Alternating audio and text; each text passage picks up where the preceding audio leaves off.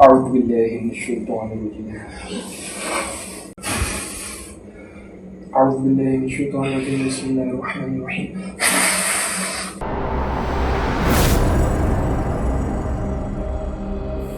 तो साथियों, ये वीडियो मुझे आप लोगों को बहुत ब्लर करके दिखाना पड़ा बिकॉज ऑफ कम्युनिटी गाइडलाइंस। वैसे सत्य सर्वोच्च की जो शॉर्ट सेक्शन होते हैं वहाँ पे ये मैं पूरा वीडियो डाला है जहाँ कुरान शरीफ की आयतें पढ़ी जा रही हैं।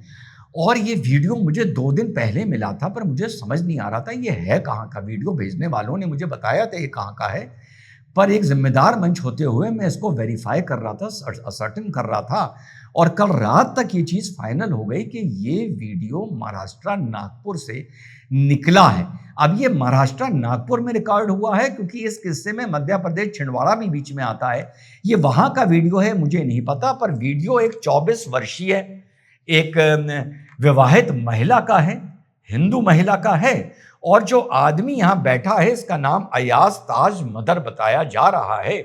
और किसी चीज को अपराध की श्रेणी में रखकर भी देखा जा सकता है, लेकिन इससे नंगा जिहाद होता हुआ वीडियो में ऑन कैमरा बड़े कम ऐसे मौके आते हैं जो मैंने देखा हो।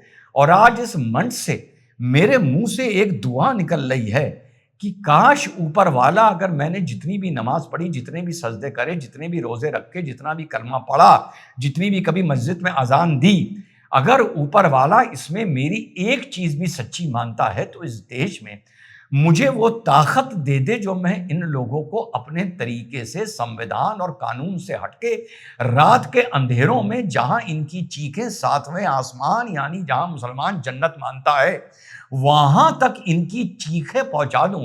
क्योंकि मैंने आपको अपने बारे में, सिर्फ आप मेरे बारे में, मेरे अंदर के बारे में शायद आप उतना ही जानते हैं जितना मैंने आपको बताया है या जितना आपने अंदाजा लगाया है।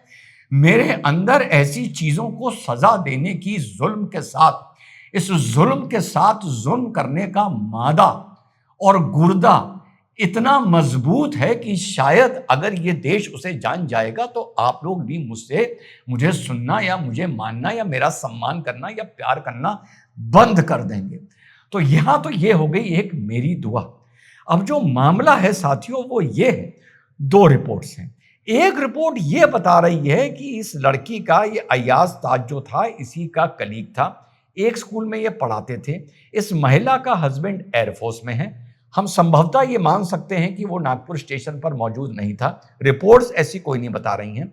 ये अयाज, इन दो एक दूसरे को जानते थे। अयाज एक लैंड डील के लिए इसको कहीं बुलाता है क्योंकि ये अयाज के साथ कलीग रह चुकी थी। शायद अयाज वो स्कूल छोड़ चुका था। वहां पर इसकी ड्रिंक को स्पाइक किया जाता है और उसके बाद इसका वीडियो बनाने का और ब्लैकमेलिंग करने का एक घिनौना, एक बदनुमा, एक जिहादी, किस बेशर्मी से कुरान की आयतें यहां पढ़ी जा रही हैं। तो बड़ी गारंटी से, बड़े कन्विक्शन से बोल रहा हूं, एक जिहादी मंसूबा, एक मुहिम शुरू होती है इस लड़की के साथ, इस महिला के साथ। रिपोर्ट्स ये भी बता रही हैं, फिर अमीन शेख बीच में आ जाते हैं। एक रिपोर्ट बता रही है कि इसको ब्लैकमेल कर करके और जगह भी इसको सौंपा गया, परोसा गया। एक रिपोर्ट ये बता रही है कि 2-3 लोग अयाज के साथ मिलकर मध्य प्रदेश लेके इसको जाते हैं। कोई मौलाना हजरत है, वहां पे वो इनका अंडर ड्यूरेस, अंडर ब्लैकमेल निकाह पढ़वाता है। उसके बाद ये चीज बाहर पब्लिक डोमेन में आती है। इसकी भी 2 चीजें हैं। एक रिपोर्ट ये बता रही है ये लड़की फाइनली अपने पति को बताती है। दूसरी रिपोर्ट यह बता रही है ये खुद ब खुद सोशल मीडिया से चीज पब्लिक प्लेटफॉर्म पे आती है, इसका पुलिस संज्ञान लेती है और यह सिलसिला पकड़ धकड़ का शुरू होता है। अयाज ताज मदर पकड़ा जाता है, अमीन शेख पकड़ा जाता है और मौलाना हजरत की फिराक में पुलिस घूम रही है। और आप लोगों को एक फिल्म याद होगी, केरला स्टोरी।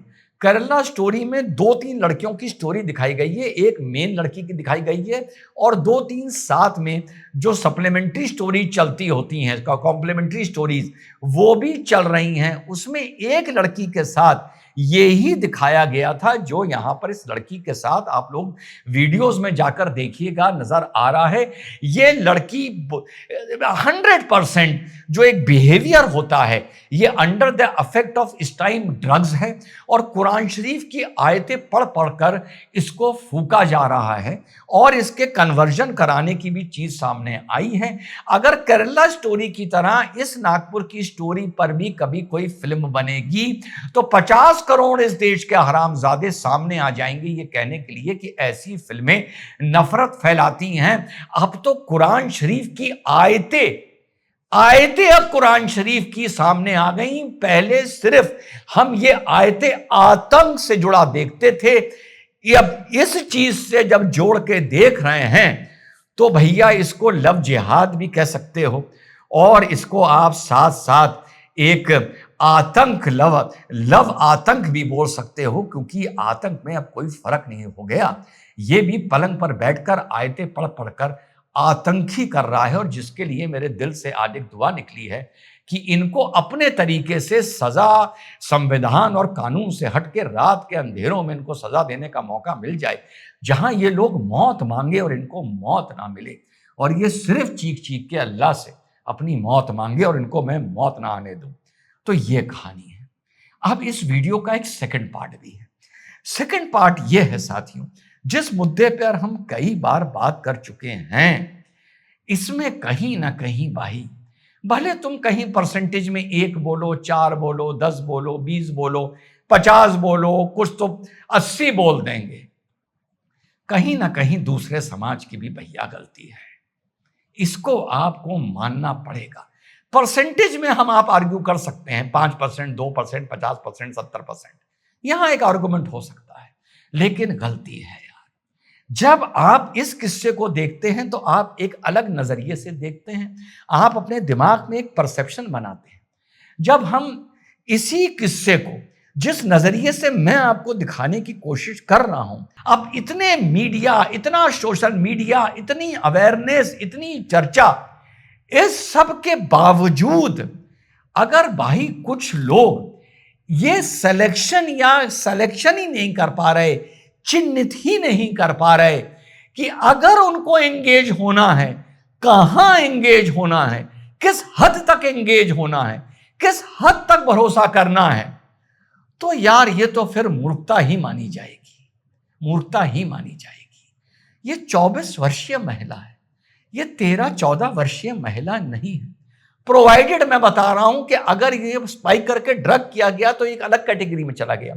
जान पहचान थी उसके साथ, वो संबंध बढ़ते गए और तुम्हें पता चला कि एक दिन तुम्हारी ड्रिंक स्पाइक करके तुम्हारी तस्वीरें खींच ली गई हैं, फिर सिलसिला शुरू हुआ है।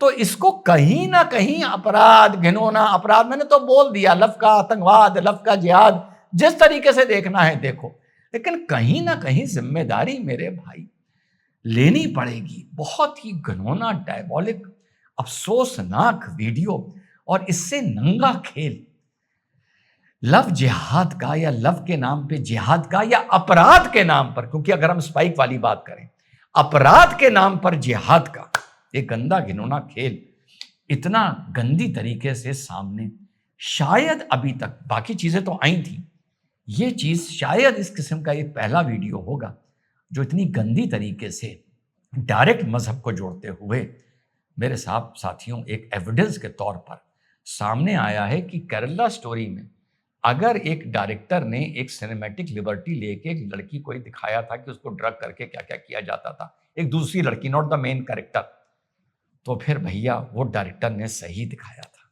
जय हिंद, वंदे मातरम, खुदा हाफिज़।